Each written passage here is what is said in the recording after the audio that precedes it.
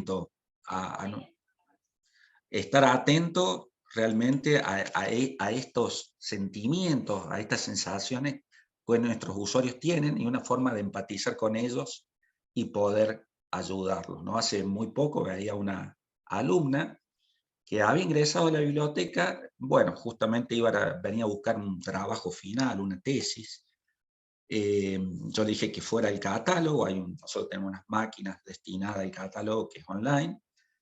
En ese momento estaba paralelamente atendiendo a otra persona, pero me doy cuenta, cuando comienza a buscar esta alumna, que estaba parada en la mesa prácticamente, estaba incómoda, la vi nerviosa, la vi ansiosa, entonces le pregunté, traté de repreguntarles varias cosas para ver cómo la podía ayudar, ¿no? Y ella me dijo que necesitaba una tesis, y vi unos detalles interesantes porque estaba muy bien arreglada, vestida, y esto ocurre nosotros en nuestra universidad cuando se reciben los estudiantes, y al ser una tesis que había sido entregada hace muy poco, no la, no la habíamos cargado todavía en el sistema, por lo cual le expliqué, entendiendo, y le repregunté si realmente necesitaba una tesis que ha sido entregada hace poco. Me dijo que sí, era justo una compañera de una persona que estaba rindiendo y necesitaba ese trabajo, por lo cual lo teníamos nosotros separado, y un poco le pude bajar en ese sentido la ansiedad de esa alumna. Bueno, son cuestiones que van ocurriendo en nuestra biblioteca, y hagamos todo un ejercicio por ahí. Me gustaría saber en el chat y viendo las inquietudes y preguntas que surgen en este tipo de ansiedad que tienen nuestros usuarios, ¿no? Y que nosotros también mismos lo padecemos porque estamos dentro de este entorno informativo, ¿no? Bueno, acá hay una definición muy interesante que se dice: ansiedad, miedo en el que las personas perciben las señales físicas del mismo sin relacionarlos con sus causas, sin conectarlas con el objeto temido, percibidas como inexplicables y que frecuentemente llevan a la consulta médica, ¿no? En realidad la ansiedad es un mecanismo que ya venimos como de fábrica, lo tenemos innato, y es funcional, ¿no? Este miedo que sentimos hasta ciertas cuestiones que no podemos percibirla en sí, eh, pero nos ayuda a adaptarnos en este sistema que vivimos actualmente, por lo cual la ansiedad es una cuestión muy funcional, pero puede, digamos, transformarse en disfuncional cuando no nos permite alcanzar ciertos objetivos, no nos permite desenvolvernos diariamente en la normalidad. Y ahí ya entramos en ciertos trastornos de ansiedad que han sido hoy muy agudizados por el tema de la pandemia, que todavía, digamos, si bien se ha ido, digamos, hemos transcurrido y la hemos pasado, pero bueno, quedan todavía todos esos coletazos que deja la pandemia, y con el tema de la ansiedad ha crecido innumerablemente en todas las personas y también en nuestros usuarios, ¿no? Bueno, acá es muy descriptivo este flyer que ponemos, que la ansiedad cumple una función totalmente adaptativa, pero puede cambiar si se torna muy intensa o prolongada a lo largo del tiempo. Bueno, ahí hablamos con la cuestión de que si es realmente muy profunda, ¿no? Afecta mucho a la psique, la ansiedad, puede ocasionar problemas, y ahí estamos hablando de una ansiedad que ya no cumple una función adaptativa que el ser humano la tiene de por sí, ¿no? Y si se prolonga en el tiempo, se complica aún más. Está el DSM-5, que es un manual de trastornos mentales, bueno, que la tipifica y, bueno, y habla de que debe cumplir ciertas condiciones la persona para ya entrar en una ansiedad más profunda y que se dirija a los trastornos de ansiedad, que deben ser tratados por personal, ¿no? De psicología y psiquiatría. Perdón, Juan Bueno, Manuel. por un lado, Juan Manuel, definimos, sí. es que no estamos viendo tu pantalla, tus diapositivas. A ver. ¿Puedo compartir, perdón? No, no me habilita ahí para compartir la pantalla, perdón. Si me lo habilitan,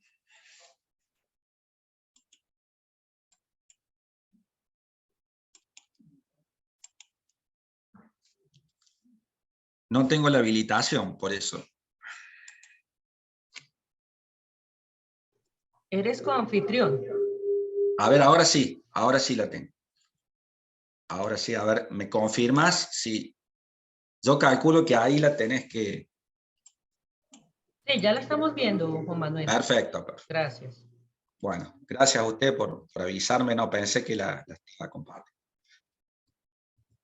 Bueno, acá hemos hablado de todas estas temáticas, un poco para entrarnos, y ahora vamos a entrar en el tema de información, ¿no? Porque estamos hablando de una terminología que tiene dos vocablos. Por un lado, la ansiedad, hemos tratado de describirla brevemente, para tener una idea, precisamente, y por el otro lado de la información, ¿no? Que tiene varias acepciones, dependerá de la disciplina desde donde se aborde. Esto da para muchísimo, da para varios seminarios, ¿no? El tema de la información, y nosotros también somos estudiosos, ¿no?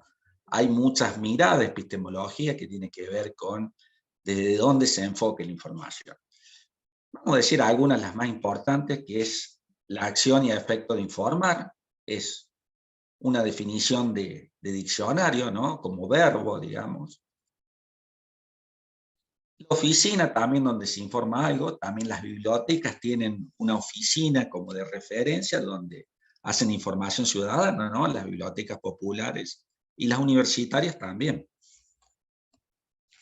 La averiguación de algún hecho de delito, ¿no? En el ámbito jurídico, se aplica mucho esto. También, bueno, con la cuestión de pruebas que hacen a la calidad y circunstancias de que una persona esté, digamos, en el empleo u honor, ¿no? Un poco que revalide su currícula, ¿no? Cuando nos piden un currículo, nosotros mandamos una información que acredita, por ejemplo, nuestros estudios. Bueno, después para adquisición de conocimientos, esto es más hacia lo que estamos enfocados, que permiten ampliar o precisar lo que se posee sobre una materia determinada. También es un sinónimo de conocimiento. Y propiedad intrínseca de ciertos biopolímeros como los ácidos nucleicos, ¿no? Bueno, también la información desde el punto de vista químico, microbiológico, ¿no? El ADN también de una persona está brindando información. Así que fíjense todos los conceptos, pero bueno, tendríamos que, en la ciencia bibliotecológica, de decir qué es información. He investigado muchos conceptos, pero me quedo con este, que es actual, es del 2014, y en cuanto al término información, señala que la definición es compleja, pero deja en claro que para la ciencia bibliotecológica la información significa adición de datos, organización o clasificación con significado, lo que a su vez implica algún tipo de procesamiento o comprensión. Bueno, acá entran cuestiones muy desde el ámbito bibliotecológico, como el tema de los metadatos, adicionarles datos, por ejemplo, a un libro, a unos objetos digitales. El tema de la organización, de la clasificación del conocimiento, es fundamental, ¿no? En la bibliotecología. Y es muy tomada en el concepto de información. Por lo cual implica una cuestión muy interesante, que hay cierto grado de esos datos que lleva a comprenderlos, a entenderlos, y ayuda, por ejemplo, a nuestros usuarios, ¿no? Llevándole a nuestros usuarios todo ese trabajo, ese procesamiento técnico que hacemos, ayuda a la comprensión de la información para que puedan nuestros usuarios recuperar, encontrar y poderla utilizar y comunicarla de manera ética, ¿no? Otros términos muy interesantes que están muy vinculados con la ansiedad informacional, quizá lo han escuchado más, es la sobrecarga informativa, ¿no? Hoy vivimos en un mundo de la Big Data, ¿no? De las grandes cantidades de datos, y que a veces nos abruma, ¿no? Pensemos nosotros en nuestra vida diaria, con las tecnologías que tenemos, a veces se nos hace muy difícil filtrar, inclusive nosotros que somos profesionales de la información. Por lo cual tomé de Marshall McLuhan, que es muy conocido, que dice que uno de los efectos de vivir con información electrónica es que vivimos habitualmente en un estado de sobrecarga de información. Siempre hay más de lo que puedes soportar, ¿no?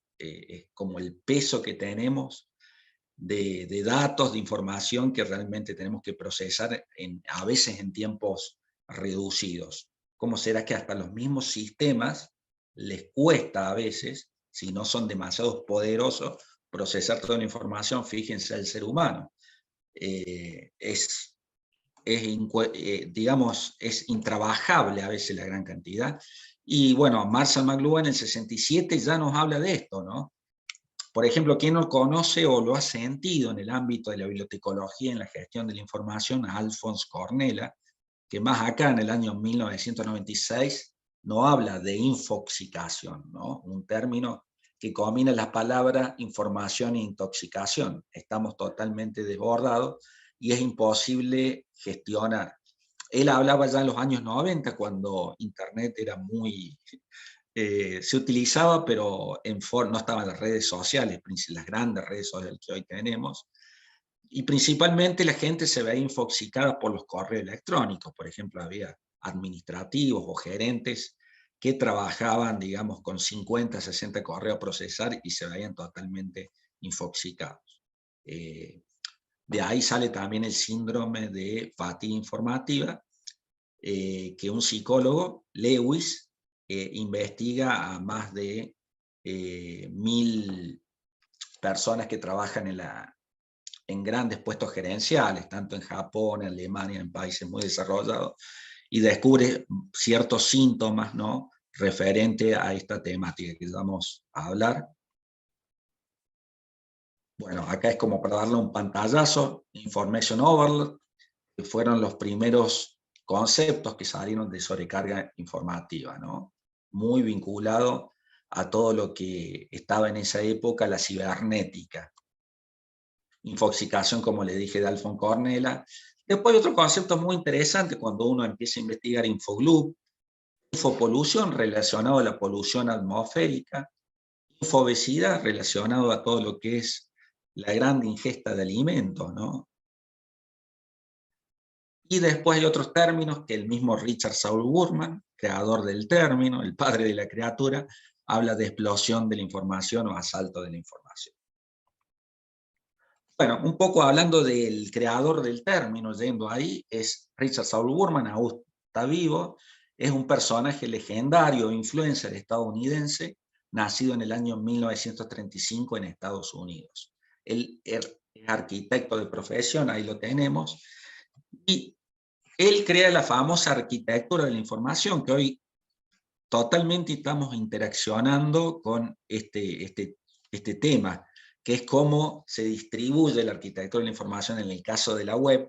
Él lo crea en la versión digital para que pueda ser identificada y comprendida, ¿no? Las páginas web todas tienen una arquitectura de la información, y hay toda una disciplina académica que estudia, ¿no?, y que tiene que ver con esto: cómo entender y comprender la información que estamos rodeados, y esa disciplina se lleva a todo el entorno digital. Por eso decimos que las páginas web, todos los sitios que interactuamos tienen una arquitectura que nos facilitan la navegación, ¿no? De ahí salen otros términos como experiencia de usuario, accesibilidad, entre otros.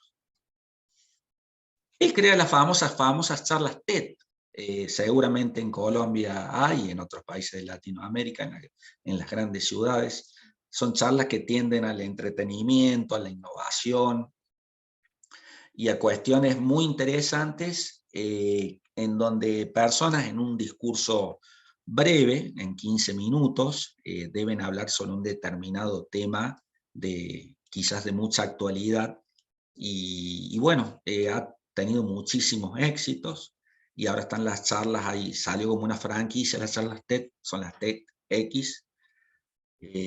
Después, en 1989, escribe el libro Information Anxiety 1, porque después saca un volumen 2, en que se transforma en un bestseller a nivel mundial, llegando un resumen a la revista de Reader Digest en ese año justamente. Es realmente un personaje en Estados Unidos que ha influenciado mucho en la cultura occidental en cuanto a todo lo que es el mundo de la información, ¿no? Un arquitecto que llevó sus ideas al mundo de la ciencia de la información y donde los bibliotecarios y todos los profesionales de la información no podemos ser ajenos a todo lo que nos ha dejado, el legado que nos ha dejado este hombre, ¿no? Acá está el primer libro de esto, bueno, lo hemos puesto de color como para que impacte y a ustedes les queda en la memoria, más o menos. Esta es la tapa del primer libro, que salió en 1989, fue un éxito. Después sale Ansiedad de Información, se traduce al portugués.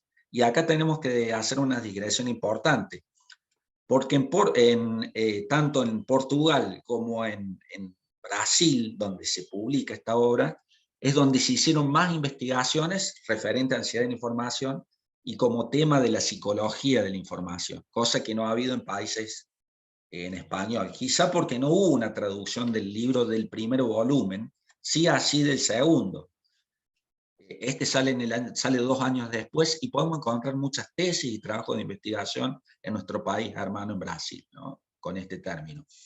Ese es el libro, sale después, se reedita, una editora brasilera lo reedita con mucho éxito en el 91, en el mismo año, y después en español sí podemos encontrarlo, está circulando en la web, no se consigue en librerías, pero sí en la web, Angustia Informativa, ¿no? Esto de poner el sinónimo angustia con ansiedad, ¿no? Y la angustia ya es algo que quizás ocurre de repente y nos produce una sensación de perder un poco el sí y el yo, digamos. Es algo que ocurre repentinamente y bueno, pues se ha traducido en ese sentido, sería mejor que se llamara ansiedad informativa, pero así lo pueden encontrar. Un término muy interesante, que hay varios conceptos que él saca de ansiedad información, pero es producido por la siempre creciente brecha entre lo que entendemos y lo que pensamos que deberíamos entender. Es el agujero negro entre datos y conocimiento que sucede cuando la información no nos dice lo que queremos o necesitamos saber. Sacado de la página el 38 del portugués, es muy interesante porque es el black hole que diría Gurman entre los datos, la gran cantidad de datos existente y el conocimiento y la sabiduría. Que la sabiduría sería, y el conocimiento es una cuestión de futuro, ¿no? Por eso nos conduce a la ansiedad a veces de querer adquirir y llegar a ese estadio con una enorme cantidad de datos que debemos seleccionar y filtrar. Así que él lo entiende de esa manera. Bueno, le puse este gráfico que es muy interesante. Nathan Shedroff, el padre de la UX, ¿no? Del tema todo de usabilidad, también de sitios web, nos habla de datos en este cuadro, en este diseño que hace, datos, información, conocimiento y sabiduría, ¿no? Los datos que están en todo nuestro entorno, hasta las mismas máquinas, herramientas, los mismos dispositivos digitales, todo hoy produce datos, ¿no? Por eso está el tema del Internet de las cosas, el IoG, o también el tema de los grandes productores de datos, bueno, pueden ser las mismas computadoras, los mismos ordenadores, grandes máquinas inteligentes que van produciendo una enorme cantidad de datos. Pero estos datos no tienen sentido para las personas o las máquinas, sino, digamos, son organizados, por eso en un determinado contexto. El dato es la unidad más simple de un bloque informativo, así que eso lo tenemos que organizar, presentar, por eso lleva a una cuestión que los datos son más impersonales, pertenecen al pasado y la información es como mucho más personal. Ni hablar del otro estadio que es el conocimiento. Esa información debe ser mucho más analizada, debe ser sintetizada, ¿no? Por eso entran cuestiones más cualitativas como la conversación, la narración, entre otras cuestiones que hacen a la experiencia, ¿no? de la persona y se hace mucho más subjetivo, ¿no? Por eso hablamos de los prosumidores y consumidores, ¿no? Los que producen datos y los que consumen, ¿no? Para llevarlo al conocimiento, por eso también se habla de una sociedad de la información y sociedad del conocimiento. Se tiende a confundir, ¿no?, estos vocablos, datos, información, conocimiento, sabiduría, como sinónimos, y realmente son muy, muy distintos. Por eso es muy importante verlo. Y hay una famosa pirámide de Big Data, que en la base están los datos, después sigue la información, el conocimiento, y por último la sabiduría, que es lo que las personas pueden llegar con el conocimiento en un estadio mucho más superior, que entra la contemplación, la evaluación, la síntesis total. Recuerdo que tenía una compañera en la facultad, una mujer ya grande que era investigadora, que ya tenía otras carreras y hacía bibliotecología, y él habría que ciertas personas habían llegado a la síntesis. Ella quería decir realmente que tenían una sabiduría especial, digamos, en cierta área del conocimiento, por ejemplo. Es muy, muy interesante esa temática que Nathan Shedrock, el padre de la UX, nos da acá. Bueno, otras cuestiones importantes que tienen que ver con esta ansiedad de la información para Burman.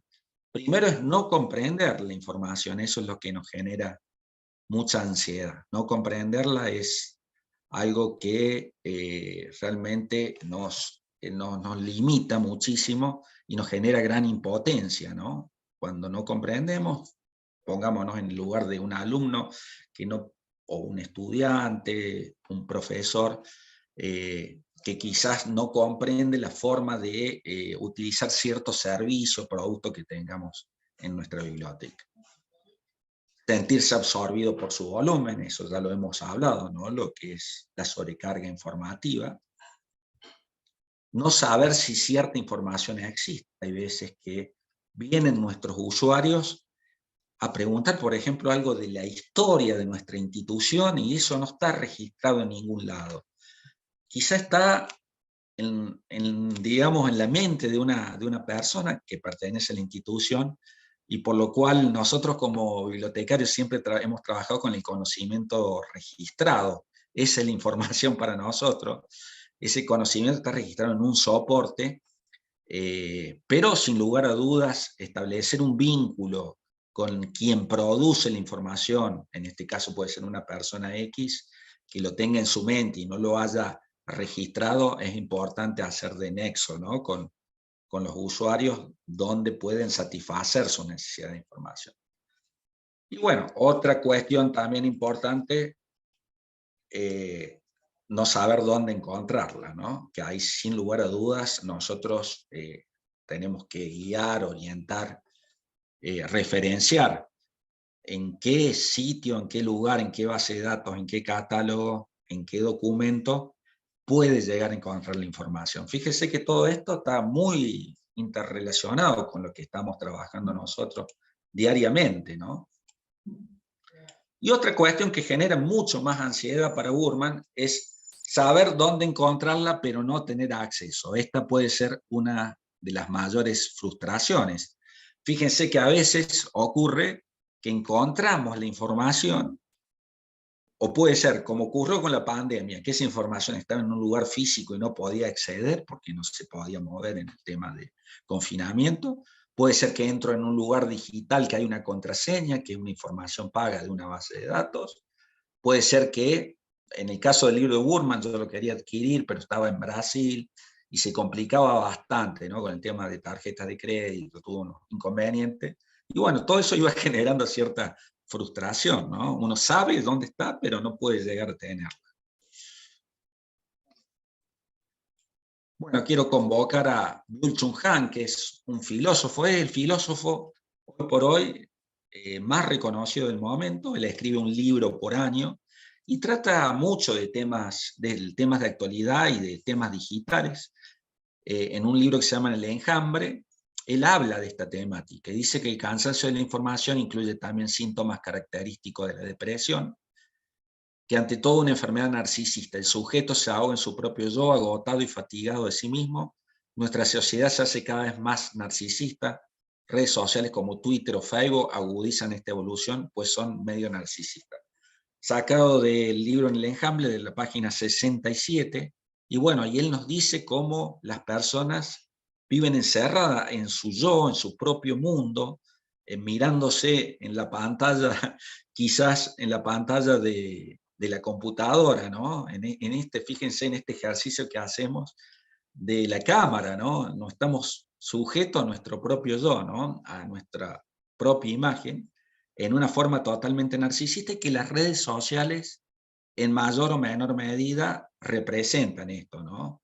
Esta puesta de la cotidianidad de cada persona, y de mostrar a veces demasiado, ¿no? Información, y lleva a un cierto narcisismo, ¿no? Es muy interesante, le sugiero esta lectura, y bueno, en este caso, a veces toda esta información que existe en estas redes sociales también abruma, ¿no? Y ahí entra el tema de los prosumidores y los consumidores. Hoy todos pueden producir información a través de distintos sitios, y los sitios sociales son el lugar más indicado a la hora de producir, ¿no? Y consumir, sin lugar a dudas.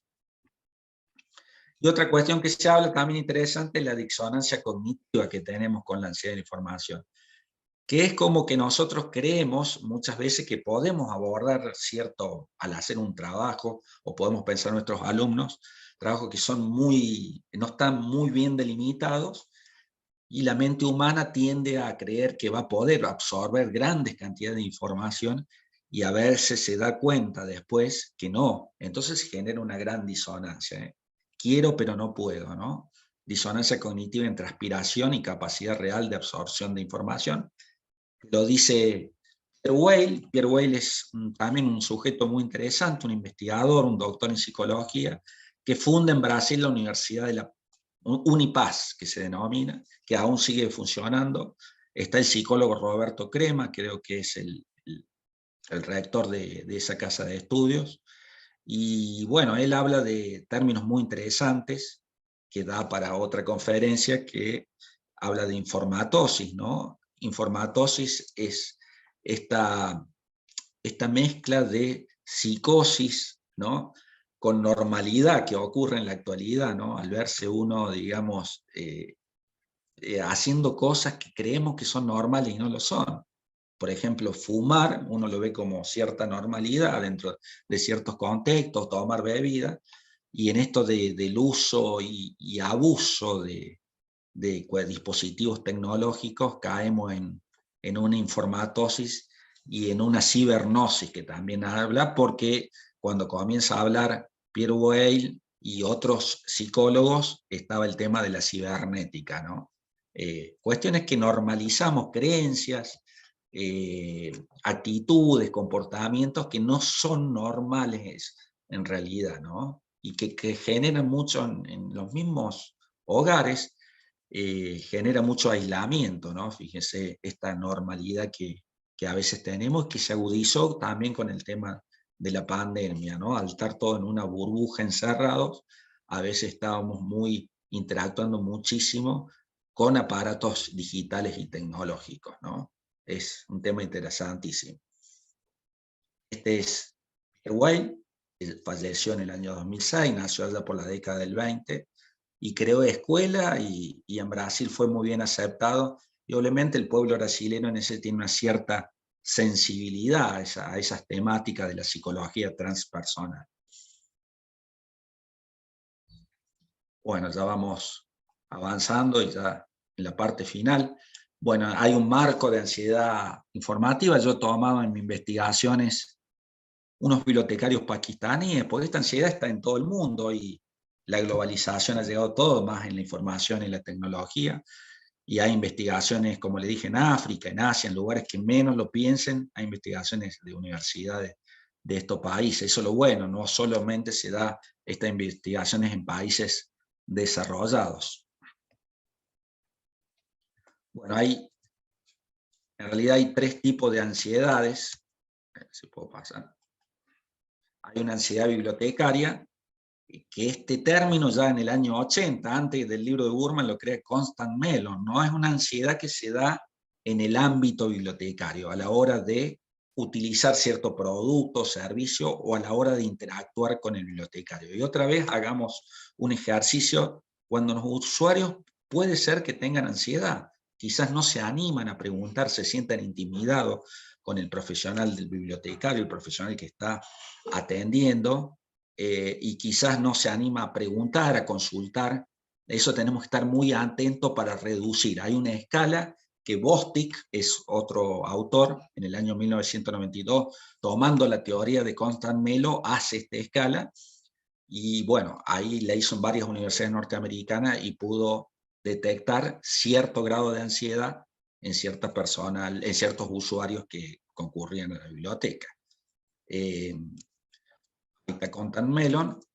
Después tenemos una ansiedad, que es un término más nuevo, y se da más en entornos digitales, aunque se puede dar en entornos analógicos, que es la información, la búsqueda de información, ¿no? La ansiedad por búsqueda de información, que ojo, no es recuperación de la información, sino es todo el proceso de búsqueda, y hoy con la gran cantidad de información, la gran cantidad de recursos que hay, información falsa, las fake news, este tema de la búsqueda de la información es un tema muy interesante y que algunos más en el campo bibliotecológico lo ponen como una ansiedad, digamos, aparte.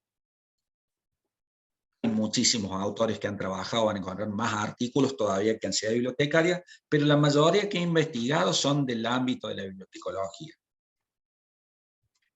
Por último, está la ansiedad informacional que hemos estado hablando, pero para estos autores, Navid, Answar, y yo coincido con ellos, por eso lo he puesto, tomo posición.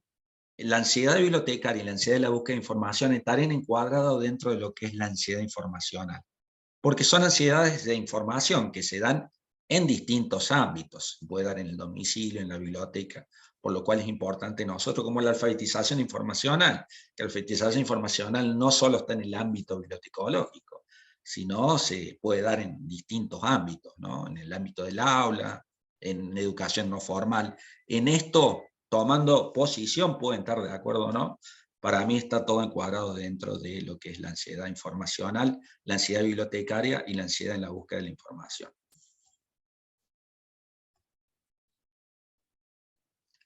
Esto es interesante para que vean históricamente, y haciendo un parangón, lo que era la cantidad de información que la gente consumía antes. En el libro de Anxiety 2 de Burman, este que está en español, o sea, dice que la cantidad de información que aparece publicada en un día hábil,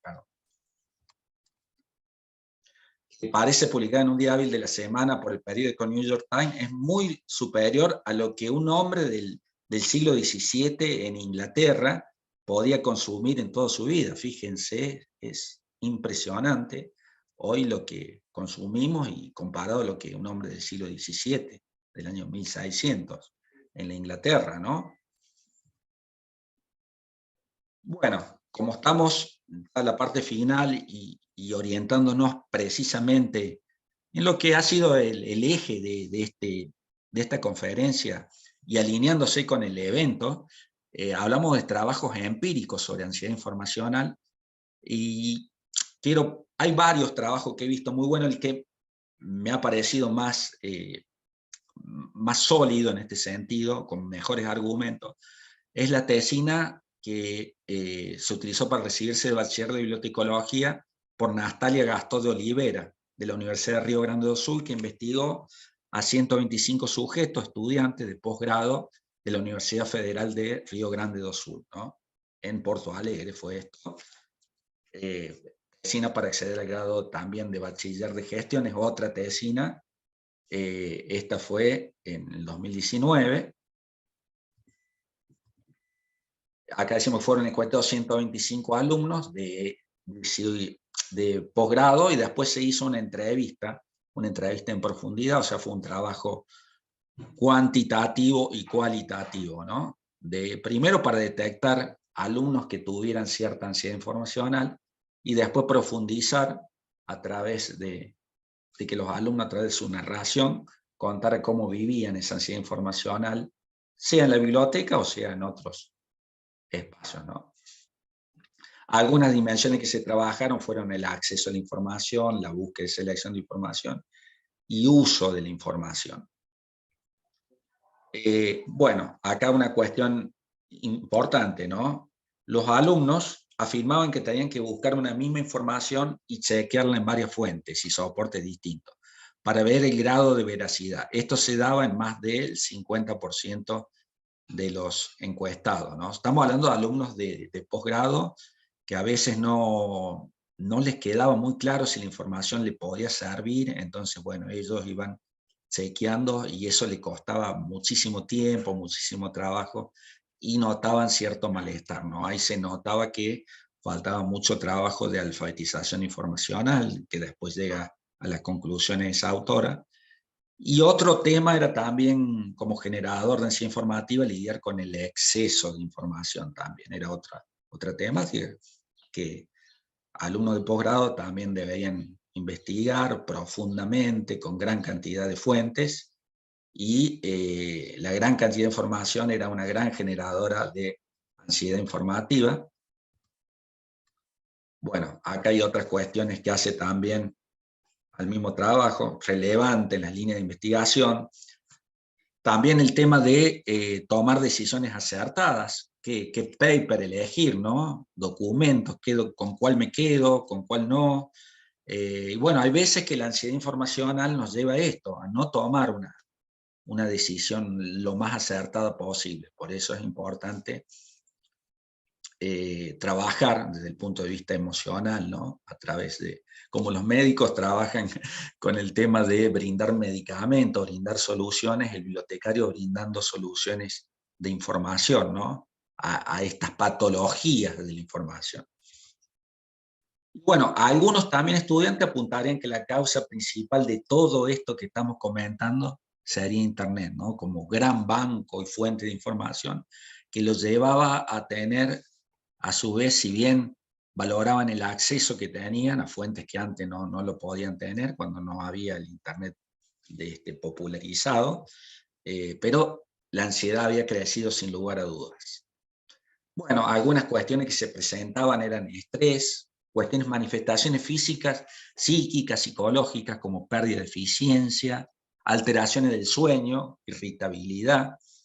Había como una dependencia a la informática, como una adicción a dispositivos tecnológicos y a mismo hardware o software relacionado, indisposición, el humor también les cambiaba, aislamiento, se aislaban, problemas de memoria, bueno, está muy relacionado con todo el tema neurológico, perturbaciones, malestar, vértigo, dolor de cabeza. Bueno, ahí vemos manifestaciones físicas en que se presentaba la ansiedad informacional. Este fue en el año 2011, después está el trabajo del 2019, hay otro de Costa también del 2019, que es un trabajo para maestría, que se hizo en una universidad del estado de Paraná también, muy interesante, donde también abordó con una técnica cuantitativa y cualitativa, ¿no? Bueno, como para ir finalizando, y espero consultas, inquietudes que hayan surgido, quiero con una reflexión poner con ustedes, compartirlo de Luis Aute, ¿no? Este famoso trovador, cantautor, ya nos dejó hace unos años, Luis Eduardo Aute, que él habla de la ansiedad de la información, fíjense ustedes. Y él nos dice, estamos absolutamente enfermos de ansiedad de información. En vez de servirnos de esta tecnología, estamos siendo abducidos por ella. Ya importa más el continente que el contenido y el medio es el mensaje.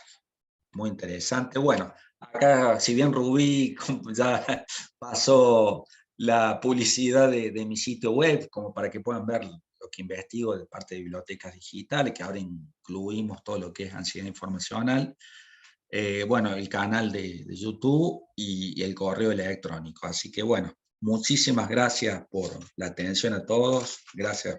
Vuelvo a agradecer por la invitación y siempre tenerme en cuenta, ¿no? Para participar.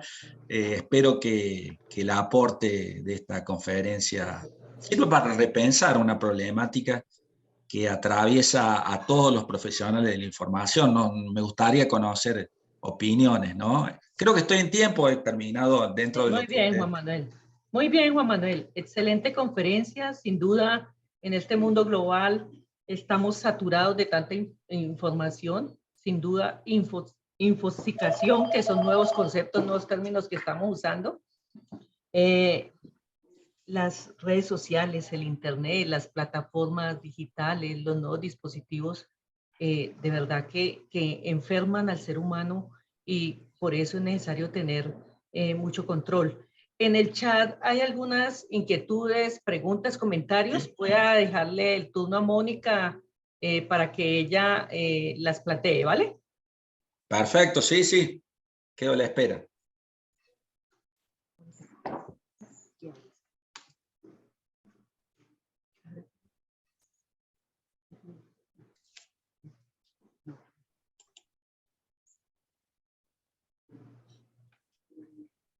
Hola Juan, un saludo. Hola, un saludo, Desde la Mónica. Un distancia, gusto. muchas gracias. Un gusto. Saludos. Un placer y honor escucharlo. Bueno, Y muchas gracias. igualmente agradecemos a todas las personas que se han conectado y tenemos aquí varias inquietudes. Julián nos expresa, dice, en orden de ideas, de acuerdo a su ponencia, también puede caber el término infodemia. Sí, paso a explicar. El tema infodemia se tiende a veces a hacer un sinónimo de infoxicación, ¿no? Es más, hasta en Wikipedia, si uno busca infodemia, en Wikipedia en español, no ocurre así en inglés, infodemia aparece como un sinónimo, como que la reemplaza, ¿no? Más en este tema de sanitario que hubo, ¿no? Entonces, fue una explosión de noticias falsas, seguramente en su país ocurrió, acá en Argentina hubo muchos casos muy resonantes y muy virales, que referían a cuestiones de infodemia, ¿no? de información realmente que era falsa, con el peligro que conllevaba a personas, porque estaba en juego su salud, ¿no? Había un famoso doctor acá, el doctor Pisi, que es muy reconocido virólogo, y hubo un buen imitador que hablaba y daba unas recomendaciones que haciéndose, por ejemplo, gárgaras, buches, como decimos acá, podía combatir el virus con cierta agua caliente, digamos. Y la gente creía que era él, porque la voz era igual a él, pero después él salió a desmentir en los canales de televisión acá. Fue un doctor de acá de nuestra provincia, si bien es conocido a nivel nacional. Pero bueno, eso fue uno, hasta el mismo presidente Alberto Fernández, en las primeras semanas de la pandemia, habló del tema de infodemia. De noticias falsas, que después salió también una supuesta doctora de un hospital muy reconocido de provincia de Buenos Aires, que también hablaba de que la gente tenía que salir a comprar en las primeras semanas porque iba a haber un desabastecimiento. Y bueno, eso tiene que ver todo con este tema de la salud, de la infodemia, que también es un aspecto más de la infoxicación, ¿no? Que hoy se presenta. Pero bueno, la infoxicación es un tema que abarca muchísimos aspectos y temáticas en sí, ¿no? Que incluye la infodemia, ¿no? Ese es por lo menos mi punto de vista. Espero responderle al amigo ahí que preguntó, pero la infodemia es un aspecto más incluido en el mundo de la infoxicación y que sin lugar a duda la consecuencia, el efecto es la ansiedad, ¿no? Que produce todas estas informaciones falsas y más con la cuestión de la salud de la gente, que no se puede jugar. Y hubo hasta cuestiones que se llegaron a nivel judicial, ¿no? A instancias judiciales por información falsa o gente que acusaba que tenía el virus en las primeras semanas, por ejemplo. Todo esto iba relacionado a la infodemia, ¿no? Todo un tema, ¿no? Que ahora se ha puesto en el tapete, saltado con el tema de salud sanitaria. Gracias, Juan. Hay otra pregunta, pero pues es desde la visión bibliotecológica, ¿no? No pretendemos que usted nos dé las palabras mágicas para resolver esta inquietud. En su conferencia, Chung Han nos brinda como unas características, ¿no? De las personas que sufren toda esta intoxicación informacional. Y esta pregunta pues va como dirigida hacia allá. Dice, como bibliotecólogos, ¿qué se puede hacer cuando nos encontramos con una persona que sufre del tipo de ansiedad bibliotecaria? No logré escucharla.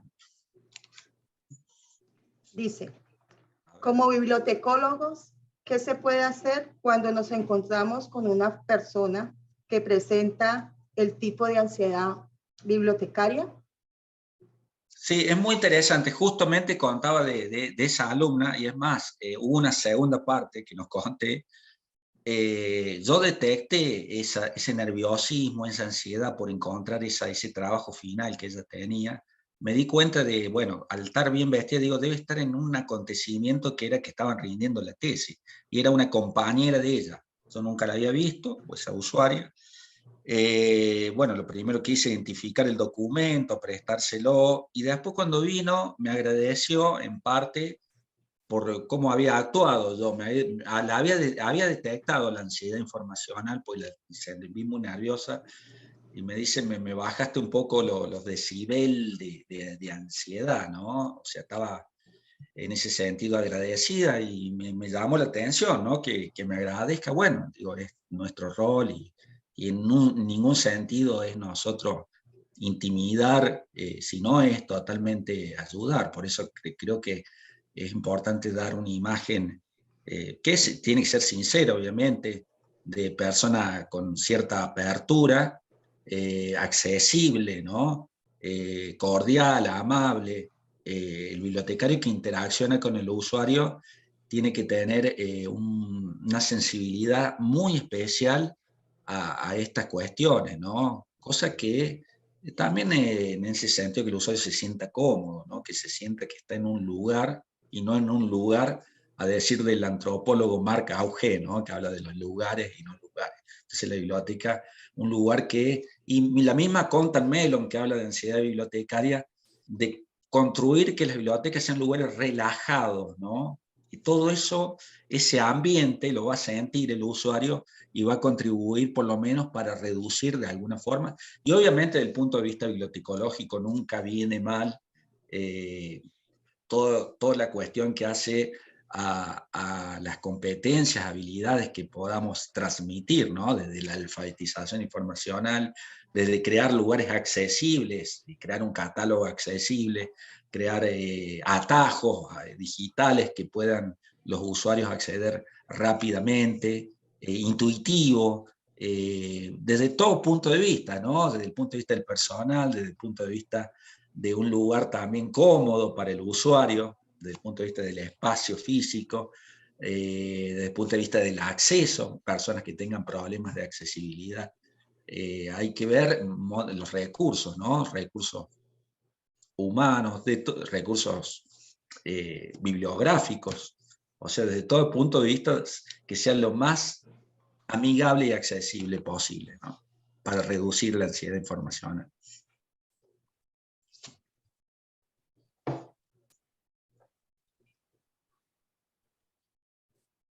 Tenemos acá otra inquietud.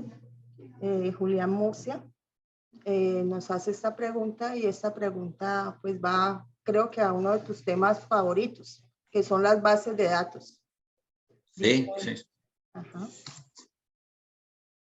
dice así. Interesante pensar desde el usuario la situación del acceso a la información. Desde las bibliotecas universitarias hay actualmente una búsqueda incesante del uso de las bases de datos por parte de los estudiantes. ¿Qué opinión tiene usted sobre estas actividades en las bibliotecas universitarias? ¿Se están enfocando bien los esfuerzos? Bueno, es cierto lo que yo interpreto la pregunta, que hay veces hay muchas formas hay muchas bases de datos, muchos recursos, está todo muy disperso, ¿no?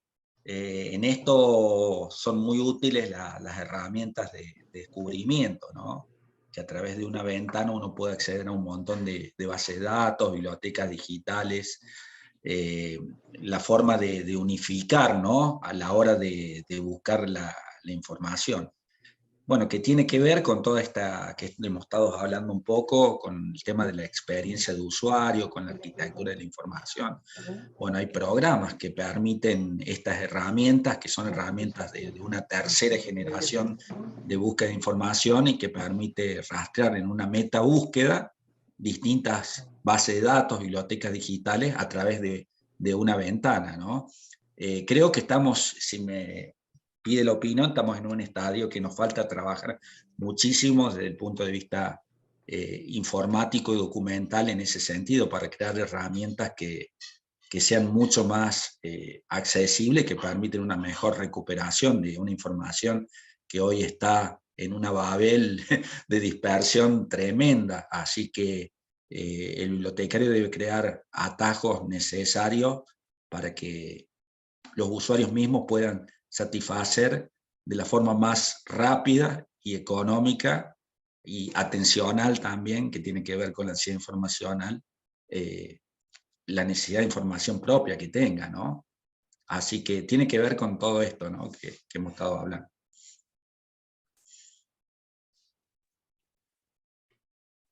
Bueno, Juan Manuel, muchísimas gracias.